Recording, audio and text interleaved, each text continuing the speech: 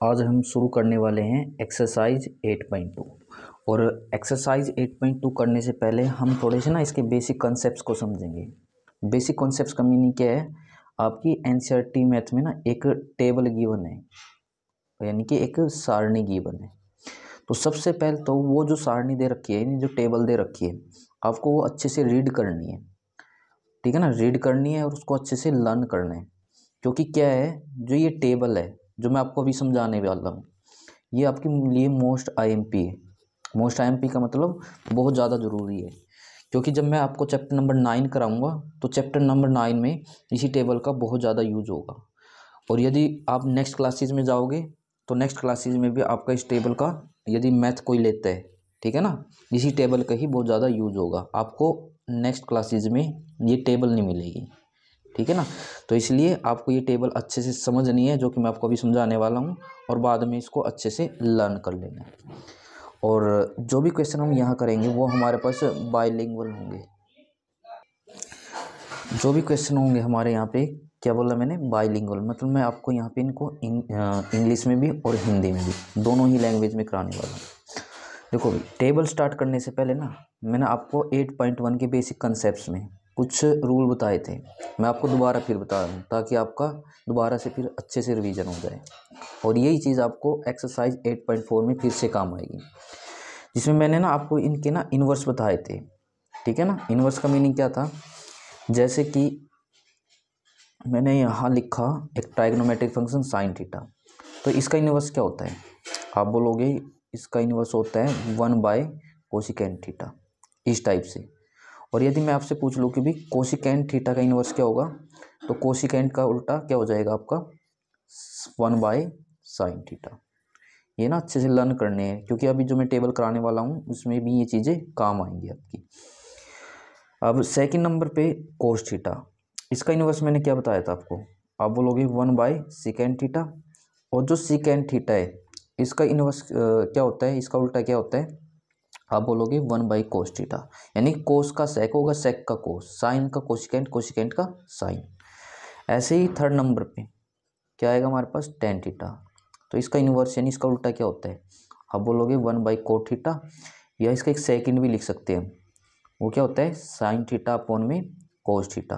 आपको दोनों ही याद करने हैं, ठीक है ना। कभी आप ये सोचो भी और में है तो एक से हमारा काम चल जाएगा, नहीं, जब हम नेक्स्ट क्वेश्चन करेंगे तो इनमें इन दोनों का भी ही यूज होगा आपका। अब ऐसे क्या है, कोट थीटा का उल्टा क्या बनेगा, अब बोलोगे 1/tan थीटा। और मैं जैसे इसको sine theta upon cos theta लिखवाया, तो हम इसको क्या लिखेंगे, cos theta upon sine theta. एक तो चीज़ ये याद रखनी है। सेकंडली क्या है, एक्सरसाइज 8.2 उसी को समझ में आएगी, ठीक है, या उसी से सोल्व होगी जो इस टेबल को अच्छे से समझ के लर्न कर लेगा। अभी मैं आपको टेबल समझाने वाला हूँ। अभी टेबल में क्या है, मेनली हमें एंगल्स की वैल्यू याद रखनी है। एंगल की कौन कौन सी वैल्यू, देखो पहले नंबर पे तो मैं यहाँ लिखवा देता हूँ आपको 0 डिग्री, फिर 30 डिग्री, देन उसके बाद 45 डिग्री की वैल्यू याद रखनी है आपको, देन 60 डिग्री की, और उसके बाद 90 डिग्री की। ठीक है ना, 0 degree, 30 degree, 45 degree, 60 degree, 90 degree. जो ये एंगल्स है, इनकी जो ये कोण है, आपको सिर्फ इन कोणों की, इन एंगल्स की वैल्यू याद रखनी है, क्योंकि इन्हीं का आपका क्वेश्चन में यूज होगा। इसके अलावा मैंने आपको कितने ट्राइग्नोमेट्रिक फंक्शन बताए थे फर्स्ट वाली वीडियो में, जब हमने एक्सरसाइज 8.1 स्टार्ट करी थी, तो आप बोलोगे हमने कुल मिला के 6 ट्राइग्नोमेट्रिक फंक्शन के बारे में पढ़ा था। तो बस आपको यहाँ 6 के 6 ट्राइग्नोमेट्रिक फंक्शन 1 मिनट के लिए लिख लेने। जैसे कि मैंने यहाँ लिखा, पहले साइन थीटा, उसके बाद क्या है कोस थीटा, देन उसके बाद टेन थीटा, 3 लिख दिए हमने। अब उसके बाद का आप कमेंट कर सकते हो 3 कौन कौन से बनेंगे। तो फोर्थ नंबर पे आएगा आपका कोसिकेंट थीटा, फिर देन सिकेंट थीटा, और लास्ट में क्या आएगा हमारा कोट थीटा। अब देखो याद करने का तरीका क्या है, या फिर आप इसको कैसे समझ सकते हो। तो नॉर्मली पहले आपको यहाँ क्या लिखना है, यहाँ पे 0 लिख लेना है, और यहाँ 30 डिग्री यहाँ 1 लिख लेना है, यहाँ 2, यहाँ 3, और 90 डिग्री के सामने 4, इतना लिख सकते हो ना काउंटिंग में, 0 1 2 3 एंड 4। और इनके अपोन में आपको ना अपने पास से 4 लगा देना है। इसके भी 4, इसके भी 4, यहाँ भी 4, यहाँ भी 4, यहाँ भी 4। देखो ये चीज़ है ना, केवल मैं आपको समझाने के लिए बता रहा हूँ, जिससे कि आपको टेबल अच्छे से समझ में आ जाए और आप इसको अच्छे से याद कर पाओ, कभी इसको भूलो ना, ठीक है ना। कभी आप ये सोचने लगो कि भाई ये मैं क्या करा रहा हूँ। तो देखो अब इसके बाद बाय में 4 करने के बाद सभी के ऊपर आपको ना ऐसे रूट लगाना है, इस टाइप से, इस टाइप से। देन इसके बाद अब मुझको यहाँ बताइए 0/4 का मतलब क्या होगा। आप बोलोगे 0 होगा, क्योंकि 0 के अपोन में कुछ भी आ जाए वो क्या हो जाता है, 0। और मुझको बताइए अब यदि मुझको 0 का रूट निकालना है तो 0 का रूट क्या होता है, तो 0 का रूट तो 0 ही होगा। तो यानी कि हम यहाँ से क्या लिख सकते हैं, साइन थीटा में 0 डिग्री की वैल्यू क्या होती है, आप बोलोगे 0 होगी, क्योंकि ये मैन है, ये समझने के लिए था। कभी आप इसको फेर में कर लो या फिर इसको याद करने लग जाओ। तो आपको जो याद करना है यहाँ से करना है, और याद करने मतलब कि वैल्यू कैसे पूछता है वो भी मैं आपको कुछ देर के बाद बताऊंगा। ओके, अब नेक्स्ट उसके बाद 30 डिग्री में यहाँ 1/4 दे रखा है। देखो इसका अंडर रूट अलग निकलेगा, इसका अंडर रूट अलग निकलेगा। तो 1 का रूट क्या होता है, आप बोलोगे 1 का रूट 1 होता है, और 4 का रूट क्या होता है, 2 होगा। तो साइन थीटा में 30 डिग्री की वैल्यू क्या आ गई, 1/2। अब इसको सोल्व करेंगे तो पहले तो हम ना इसको सिंपल फॉर्म में करेंगे, जितना भी ये सिंपलेस्ट हो सकता है, यानी जहाँ तक भी कट हो सकता है। तो यहाँ कितना हो जाएगा आपका, आप बोलोगे रूट में आएगा 1/2। देखो इसका रूट अलग होगा, इसका रूट अलग होगा। तो 1 का रूट कितना होता है, आप बोलोगे 1 का रूट तो हमेशा 1 ही होगा, लेकिन 2 का कभी भी ना कंप्लीट रूट नहीं निकलता, इसलिए 2 आपका रूट में रह जाएगा। तो यहाँ साइन थीटा में 45 डिग्री की वैल्यू हमारी ये आ गई है। उसके बाद इसको सोल्व करेंगे, देखो ये तो कैंसिल है नहीं वैसे, तो हम इसका रूट अलग से निकालेंगे, इसका अलग। और हमें पता है 3 का कभी कंप्लीट रूट निकलता ही नहीं, तो रूट 3 का रूट 3 आएगा। और 4 का हम रूट निकालेंगे तो क्या बनेगा आपके पास, 2 आ जाएगा। अब ये देखो कैंसिल हो सकता है, तो अंदर क्या बचेगा, हमारे पास 1 बचेगा, और 1 का अंडर रूट याद रखना हमेशा 1। आई होप आपको इतनी जो ये चीज़ है समझ में आई होगी, ठीक है ना, कैसे हम ये वैल्यू निकाल सकते हैं। एक ट्रिक है, एक तरीका है कि हम इस तरीके से अपनी वैल्यू को लिख सकते हैं या निकाल सकते हैं।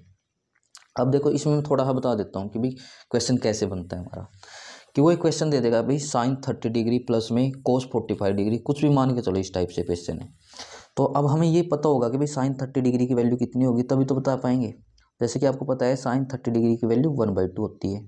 फिर मैंने बोला कोस 45 डिग्री, तो कोस में 45 डिग्री की वैल्यू अभी हम निकाल लेंगे उसको, ठीक है ना। जो भी होगी उन दोनों की यदि मल्टीप्लाई पूछ रखी है तो मल्टीप्लाई कर देंगे, ऐड पूछ रखा है तो ऐड, यानी कुल मिला के टेबल ही याद करनी है हमें।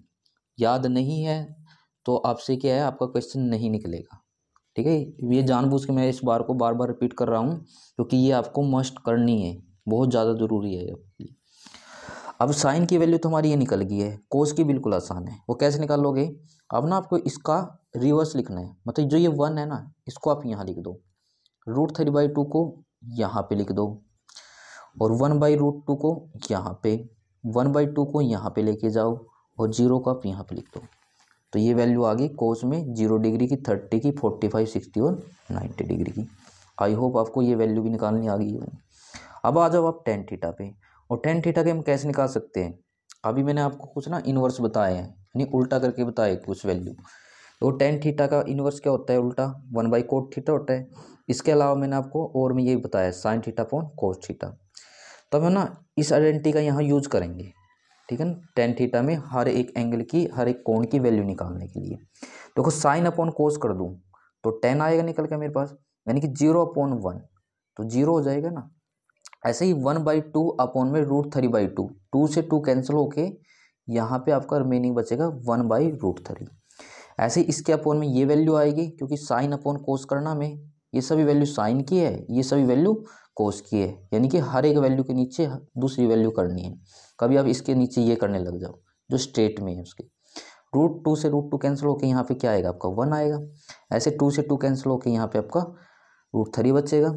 और 1/0 कभी आ जाए, जैसे कि हम क्या पढ़ते हैं, रैशनल नंबर पढ़ते हैं, फ्रैक्शन पढ़ते हैं, कि जो फ्रैक्शन है वो p/q की फॉर्म में होती है, लेकिन q कभी भी 0 के इक्वल नहीं होगा, क्योंकि मैथ में उस वैल्यू को डिफाइन ही नहीं किया गया है, ठीक है ना। जब आप रीड करोगे वहाँ लिखा होगा नॉट डिफाइंड।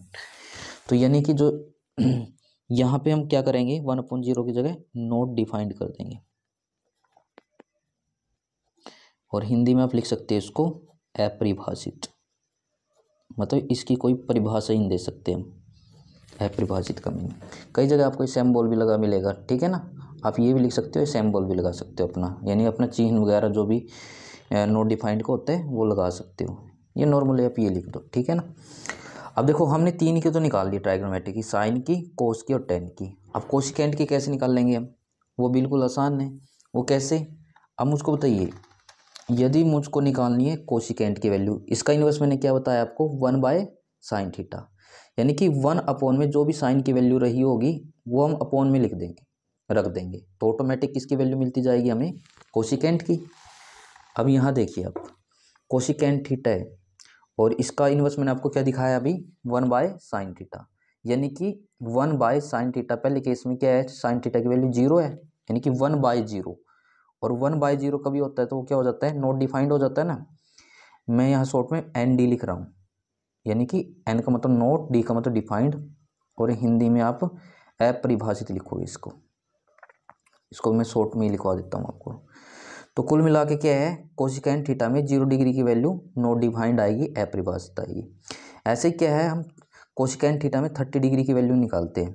तो देखो 1 में साइन थीटा था, साइन थीटा की वैल्यू 1/2 है, एक 1 अकॉर्डिंग टू रूल है, तो ये 2 ऊपर जाएगा, तो यानी कि हम कोसिकेंट में 30 डिग्री की वैल्यू क्या लिखेंगे, 2 लिखेंगे। ओके, उसके बाद क्या है, आप इसका भी इन्वर्स कर दो, यानी कि 1 में 1/√2, √2 पर जाएगा तो यहाँ √2 आ जाएगा।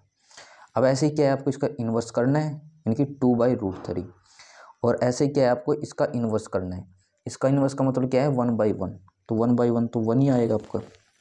अब ये करने के बाद देन आगे देखो आप कैसे कर सकते हो, थोड़ा हम इसको रिपीट करा देता हूँ जिसको ये समझ नहीं आया। देखो आपको नॉर्मली ना रिवर्स करना है, उल्टा करना है। उल्टा करने के लिए हम क्या करते हैं, 1 से डिवाइड करते हैं ना हर फंक्शन को। अब देखो 1/0 करेंगे तो नॉट डिफाइंड, अपरिभाषित आ जाएगा। इसका उल्टा क्या बनेगा, 1/2 है तो 2/1 हो जाएगा, और बाई में 1 की कोई वैल्यू नहीं होती तो ओनली हम 2 भी लिख सकते हैं। ऐसे इसका रिवर्स क्या बनेगा, √2 बनेगा। इसका रिवर्स क्या बनेगा, 2/√3। इसका रिवर्स तो 1 का तो 1 ही रहेगा, क्योंकि 1/1 करेंगे तो 1 ही आएगा आंसर। अब जैसे कि मैंने आपको बताया है साइन में और कोस में, तो कोस की हमने इसकी रिवर्स करके निकाल ली है ना, तो ऐसे ही क्या है, कोसिकेंट का रिलेशन बना दो आप। जो वैल्यू हमने यहाँ लिखी है इसका रिवर्स यहाँ लिख दो, यानी कि 0 डिग्री में ये 1 आ जाएगा, उसके बाद यहाँ पे आ जाएगा 2/√3, उसके बाद आपकी √2, देन उसके बाद यहाँ 2, और यहाँ इसके बाद नॉट डिफाइंड, यानी कि अपरिभाषित यहाँ आ जाएगा। तो ये भी हमने जो 0 डिग्री था, 30 डिग्री था, 45, 60, 90 में सिकेंड की वैल्यू निकल दी। अब आप आ जाइए कोट थीटा पे, और कोट थीटा को हम 2 तरीकों से निकाल सकते हैं, ठीक है ना, वो आपकी मर्जी है जैसे भी आप निकालना है। अब निकालने का तरीका क्या रहेगा इसके अंदर आपका, देखो मैं एक बार रूल लिखा देता हूँ आपको कोट थीटा का। तो कोट थीटा का रूल क्या होता है, 1/tan थीटा, या हम इस तरीके से निकाल लें या इस तरीके से। तो अब की बार मैं आपको इस तरीके से निकाल के दिखा रहा हूँ। अब हमें पता है हमारे पास tan थीटा की हर एक एंगल में, हर एक कोण में वैल्यू है, तो इसका इन्वर्स क्या होगा, 1/0 करेंगे तो नॉट डिफाइंड हो जाएगा ना आपका, तो यहाँ ND, और हिंदी में अपरिभाषित। ऐसे इसका रिवर्स करो आप, तो 1/√3 का रिवर्स √3, क्योंकि √3 ऊपर आ जाएगा, 1 का रिवर्स तो 1 ही होता है हमेशा। इसका रिवर्स क्या बनेगा, √3 का, तो 1/√3। और नॉट डिफाइंड का, देखो नॉट डिफाइंड कब बना होगा, ये जब 1/0 आया होगा यहाँ पे, तो सीधी बात है इसका रिवर्स क्या बनेगा, 0/1, यानी कि हम यहाँ पे 0 लिखेंगे। तो कोट थीटा में हमारे पास हर एक एंगल की वैल्यू ये आएगी, यानी कि कुल मिला के आपको ये वैल्यू अच्छे तरीके से याद रखनी है, जिसे मैं अभी बॉक्स में आपको लिखवा रहा हूँ, ये वैल्यू, ठीक है। ये आपके मैथ में ऑलरेडी गिवन है, सिर्फ आपको यहाँ से समझनी है, किसी को राइट नहीं करनी है। समझने के बाद अपनी NCERT बुक से इस टेबल को अच्छे से रिवाइज कर लेना। आई होप आपको ये टेबल अच्छे समझ में आई होगी। और ये जो ये एंगल है, ठीक है ना, ये भी याद रखने हैं आपको, 0 डिग्री, 30 डिग्री, 45, 60 और 90। यदि फिर भी आपको कोई डाउट लगता है इस टेबल में तो आप कमेंट कर सकते हो, मैं किसी अनदर वीडियो में आपके जो ये डाउट्स हैं दोबारा फिर क्लियर करा दूंगा। और जो ये एक्सरसाइज है 8.2, इसके जो क्वेश्चंस हैं हम नेक्स्ट वीडियो में डिस्कस करेंगे। फिलहाल के लिए आपको ये टेबल अच्छे से रिवाइज कर लेंगे।